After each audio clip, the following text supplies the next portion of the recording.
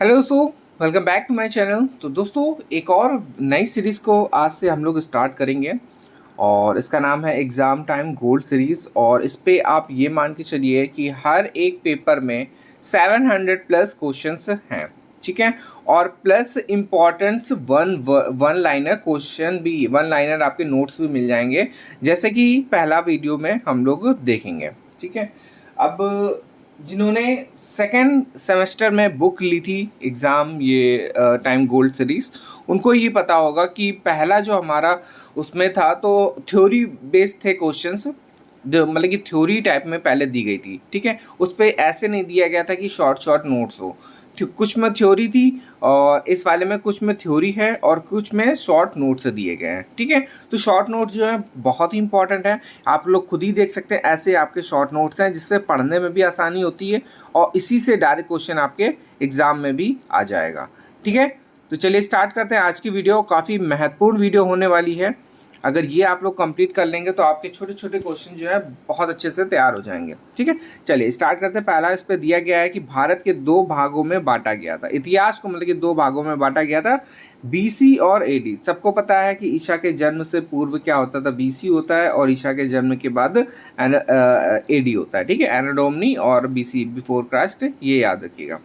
चलिए फिर इस पे दिया गया है बीसी को, बिफोर क्राइस्ट को बीसीई, बिफोर कॉमन एरा, और एडी को, एनो डोमिनी को सीई, कॉमन एरा के नाम से जाना जाता है, ठीक है। सभी को पता है ये सब। फिर इसके बाद दिया गया है प्राचीन कालीन शिक्षा का जो समय था वो था 2500 ईसा पूर्व से लेके 1200 ईसा पूर्व तक की था। तो ये थोड़ा सा इंपॉर्टेंट है, ये आप लोग नोट डाउन कर लीजिएगा। और दिया गया है यहाँ पे 2500 ईसा पूर्व से 500 ईस्वी तक का जो समय है उसको क्या बोलते हैं, वैदिक काल बोलते या बोला जाता है। फिर है वैदिक काल में शिक्षा का जो प्रारंभ हुआ था ऋग्वेद की रचना काल से लगभग 2500 ईसा पूर्व माना जाता है। और फिर इसके बाद है विद्वानों ने वैदिक काल को कई उपभागों में बांटा है, जिसमें प्रमुख उपभाग जो हैं वो यहाँ पे दिया गया है। तो सबसे पहला आ जाता है वैदिक काल, फिर है उत्तर वैदिक काल, फिर है ब्राह्मण काल, फिर है उपनिषद काल, फिर है सूत्र काल, फिर है स्मृति काल, ठीक है। तो 6 भागों में भी बांटा गया, तो ऐसे भी आप लोग देख सकते हैं। फिर इसके बाद पॉइंट दिया गया वैदिक काल में शिक्षा सभी के लिए उन्नति अवस्था में थी। इस समय सभी वर्गों को शिक्षा दी जाती थी, स्त्रियों की शिक्षा भी उत्तम थी, ठीक है। तो वैदिक काल में ध्यान दीजिएगा, वैदिक काल में स्त्रियों, ये वाला क्वेश्चन पूछा जा सकता है कि वैदिक काल में स्त्रियों की शिक्षा कैसी थी, तो स्त्रियों की शिक्षा भी उत्तम थी। फिर उत्तर वैदिक काल में स्त्रियों की शिक्षा में कुछ अवरोध उत्पन्न हुए और शूद्रों को शिक्षा से वंचित कर दिया गया था। तो उत्तर वैदिक काल में ये सब स्टार्ट हुआ। फिर है वैदिक काल में शिक्षा 2 रूपों में थी, प्रारंभिक और उच्च शिक्षा, ठीक है। तो अगर क्वेश्चन आता है कि उच्च वैदिक काल में शिक्षा कितने रूपों में थी, तो कितने रूपों में थी, 2 रूपों में थी। कौन कौन सी, पहला हो जाएगा प्रारंभिक, दूसरी हो जाएगा उच्च शिक्षा। फिर है प्रारंभिक शिक्षा 5 वर्ष के उपरांत घर पर ही दी जाती थी। काफ़ी इंपॉर्टेंट क्वेश्चन है कि प्रारंभिक शिक्षा कहाँ पे दी जाती थी। तो प्रारंभिक जो शिक्षा थी वो 5 वर्ष के उपरांत घर पर ही दी जाती थी। और प्रारंभिक शिक्षा का प्रारंभ जो होता था विद्यारंभ संस्कार से होता था। फिर है विद्यारंभ संस्कार कुल पुरोहित द्वारा एक समारोह में आयोजित होता था। फिर है उच्च शिक्षा गुरुकुल में प्रदान की जाती थी, ठीक है। तो उच्च शिक्षा के लिए जो बच्चे थे कहाँ भेज दिए जाते थे, गुरुकुल में भेज दिए जाते थे।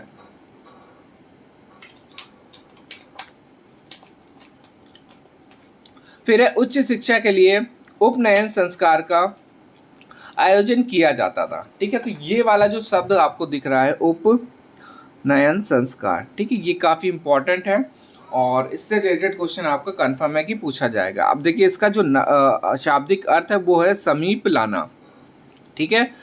उपनयन जो शब्द है इसका अर्थ क्या हो जाएगा, समीप लाना, आपको पता होना चाहिए इससे, ठीक है।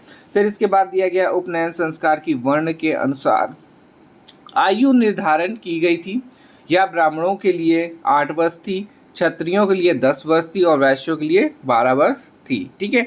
तो ये वर्ष भी आप लोग याद रखिएगा, 8 वर्ष, 10 वर्ष और 12 वर्ष। ये किसके लिए था, तो ब्राह्मणों के लिए 8 वर्ष था, क्षत्रियों के लिए 10 वर्ष था और वैश्यों के लिए 12 वर्ष था।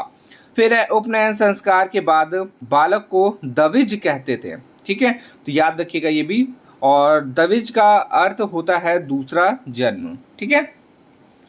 फिर है पहला जन्म माता पिता के द्वारा होता था, दूसरा जन्म गुरुकुल में होता था जहां बालक शिक्षा व संस्कार सीखता था, ठीक है।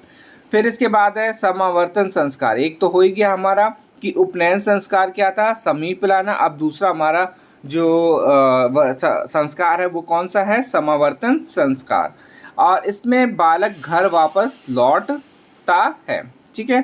सबसे पहले क्या है, जब वो जाता था उच्च शिक्षा ग्रहण करने तो उसको बोला जाता है उपनयन संस्कार। और उपनयन संस्कार कहाँ दिया था, गुरुकुल में दिया जाता था। वहाँ से जब वो घर वापस जाता था पूरा उच्च शिक्षा प्राप्त करके तो उसको बोलते हैं समावर्तन संस्कार, ठीक है। चलिए आगे देखते हैं। इस पे दिया गया समावर्तन संस्कार के बाद बालक को गृहस्थ जीवन में प्रवेश करने का अधिकार प्राप्त कर लेता है। और फिर इसके बाद गुरुकुल की शिक्षा निःशुल्क होती थी, परंतु समावर्तन संस्कार में गुरु दक्षिणा देने की परंपरा थी, ठीक है। तो याद रखिएगा गुरुकुल की जो शिक्षा होती है वो कैसी थी, निःशुल्क थी, परंतु समावर्तन जो संस्कार था उसमें गुरु दक्षिणा देनी होती थी। फिर वैदिक काल में सामान्य शिक्षा के अंतर्गत संस्कृत भाषा, व्याकरण, धर्म और नीति शास्त्र की शिक्षा दी जाती। तो ये सब्जेक्ट आप लोग याद रखिएगा, संस्कृत भाषा, व्याकरण, धर्म और नीति शास्त्र की शिक्षा दी जाती थी, ठीक है। चलिए इस पे देखते हैं आगे क्या दिया गया है। विशिष्ट शिक्षा में वैदिक साहित्य, कर्मकांड, ज्योतिष, आयुर्विज्ञान और सैन्य, कृषि, पशुपालन, कला, भूगोल, राजनीति आदि विषयों की भी शिक्षा दी जाती थी, ठीक है। अब इसके बाद देखिए ये वाला काफी इंपॉर्टेंट है। इसमें दिया गया है वैदिक काल में शिक्षा के दो प्रकार। कौन कौन से प्रकार है, एक तो अपरा विद्या है और दूसरी पराविद्या है, ठीक है। क्या होती है इसके बारे में हम लोग वीडियो में देख चुके हैं पहले ही। फिर इसके बाद दिया गया है वैदिक काल में छात्रों को इस प्रकार की उपाधि दी जाती है। ये इंपॉर्टेंट है, ये ध्यान दीजिएगा। 12 वर्ष स्नातक बोला जाता था उसको, जिसमें एक वेद है। फिर है 24 वर्ष वसु, जिसको 2 वेद होते हैं इस पे। 36 वर्ष रुद्र, 3 वेद। और 48 वर्ष आदित्य, 4 वेद, ठीक है। फिर इसके बाद दिया गया है ज्ञातव्य है कि 12 वर्ष में एक वेद की शिक्षा दी जाती थी। और वैदिक काल में विविध शिक्षा संस्थानें अस्तित्व में थी, जिन्हें निम्न नामों से पुकारते थे। पहला हो जाएगा टोल, दूसरा है चरण, तीसरा है घटिका और चौथा हो जाएगा परिषद, पांचवा हो जाएगा विद्यापीठ और छठा हो जाएगा विद्यालय, ठीक है। तो ये सारे नाम हो गए किसके, वैदिक काल में शिक्षा संस्थाओं के। फिर इसके बाद दिया गया है टोल में संस्कृत की शिक्षा दी जाती थी और एक ही शिक्षा इस संस्थान में होता था। अब देखिए ये जितने भी शिक्षा हैं इनको बताया गया है कि किसमें क्या होता था, तो ये आप लोग ध्यान रखिएगा। तो पहला जो हमारा संस्था है वो कौन सी है, टोल है। और इसमें क्या है, संस्कृत शिक्षा दी जाती थी और इसमें एक ही शिक्षक होता था। फिर इसके बाद है चरण। चरण में वेद के अंश की शिक्षा दी जाती थी और इसमें भी कितने शिक्षक होते थे, एक ही शिक्षक होता था। फिर है घटिका में धर्म और दर्शन की शिक्षा दी जाती थी, इसमें अनेक शिक्षक होते थे। और परिषद में अनेकों विषयों की शिक्षा दी जाती थी, एक परिषद में लगभग 10 शिक्षक होते थे। तो परिषद से क्या हो जाएगा, अनेक विषयों की शिक्षा दी जाती थी, ये ध्यान रखिएगा। फिर इसके बाद है विद्यापीठ। अब विद्यापीठ में क्या है, व्याकरण एवं अर्थशास्त्र की शिक्षा दी जाती थी और इसमें भी क्या है, कई शिक्षक होते थे। फिर है विश्वविद्यालय में उच्च स्तर की शिक्षा दी जाती थी और इसमें भी अनेकों शिक्षक होते थे। फिर इसके बाद कुछ और इंपॉर्टेंट पॉइंट्स हैं, उनको भी देख लेते हैं। देखिए इस पे दिया गया वैदिक काल में शिक्षण के प्रमुख केंद्र थे। कहाँ पे, इस पे कौन कौन से प्रमुख केंद्र थे वो दिया गया है। तो सबसे पहला आ जाएगा प्रयाग, वर्तमान में क्या है, प्रयागराज उत्तर प्रदेश। फिर है काशी वाराणसी उत्तर प्रदेश। फिर है मिथिला बिहार एवं से झारखंड के मध्य है। फिर है कांची दक्षिण भारत में। तक्षशिला वर्तमान में पाकिस्तान में है एवं के। और फिर वैदिक कालीन शिक्षा का उद्देश्य जो था वो काफ़ी इंपॉर्टेंट है। क्या उद्देश्य था वैदिक काल शिक्षा का, तो उसको भी देख लेते हैं। तो सबसे पहला जो पॉइंट है इस पे दिया गया व्यक्तित्व का विकास करना। फिर है चरित्र निर्माण, फिर है कर्तव्यों का विकास करना, भक्ति व मोक्ष है, और ये क्या हो जाएगा लास्ट, नागरिकता व सामाजिकता। ठीक है, तो देखिए ये सबसे पहले मैं बता दूं कि ये एक रिवीजन के तौर पे लीजिएगा, क्योंकि आप लोग इतना पढ़ ही चुके हैं और इसमें अच्छे खासे क्वेश्चंस आपको डायरेक्ट क्वेश्चन मिलेगा। ठीक है, ये वन लाइनर काफ़ी इंपॉर्टेंट है और इससे आपको बहुत सारी चीज़ें क्लियर भी हो जाएंगी, क्या क्या कौन कौन से पार्ट्स है, क्योंकि अभी तो ये पहले ही चैप्टर है, इसके आगे के जो चैप्टर है काफ़ी इंपॉर्टेंट है। ठीक है, डायरेक्ट क्वेश्चन आपको मिलेगा कि इससे क्या होगा, उससे क्या होगा, और इससे क्लियर हो जाएगा, कुल मिला के ये है। ठीक है, और ये काफ़ी इंपॉर्टेंट रहेगा वन वर्ड सीरीज। फिर इसके बाद दिया गया संस्कृत का संरक्षण एवं विकास, फिर दिया गया है सामाजिक कुशलता, फिर सुख शांति और उन्नति, फिर ऋग्वेद कालीन शिक्षा का जो काल है 2500 ईसा पूर्व से 1000 ईसा पूर्व माना गया है। अब ये जो काल दिए गए वो भी याद रखिएगा। और फिर उत्तर वैदिक कालीन जो शिक्षा का काल है 1000 ईसा पूर्व से 500 ईसा पूर्व तक माना गया है। फिर हिंदू धर्म के 16 संस्कारों में उपनयन संस्कार 10वां संस्कार है। ये काफ़ी इंपॉर्टेंट क्वेश्चन है कि हिंदू जो धर्म है उसमें 16 संस्कारों में उपनयन संस्कार जो है उसका कौन सा स्थान है, तो कौन सा स्थान हो जाएगा, 10वां संस्कार है। यह संस्कार आप डायरेक्ट मान सकते हैं कौन सी प्लेस में है, तो 10वीं प्लेस पे ये है। फिर है उपनयन संस्कार में बालक को धारण कराए जाने वाले जनेऊ में 3 सूत्र 3 धागे देवता ब्रह्मा विष्णु महेश के प्रतीक माने जाते थे।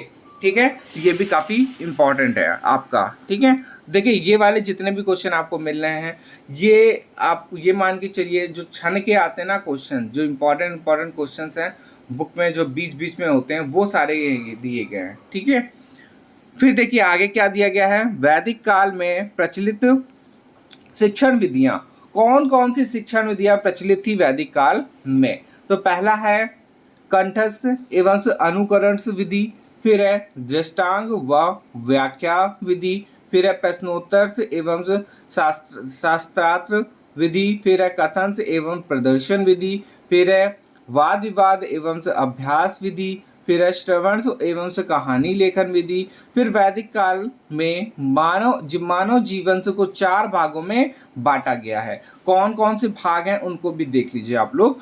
तो देखिए पहला जो भाग है वो है ब्रह्मचर्य और जन्म से लेके 25 वर्ष तक बांटा गया है। फिर है गृहस्थ, ये है 25 से 50, फिर है वानप्रस्थ, ये है 50 से 75, फिर है संन्यास, ये है 75 से 100 वर्ष, क्योंकि पुराने ज़माने में क्या है 100 वर्ष आराम से जी लेते थे लोग, 90-100 आराम से जीते थे।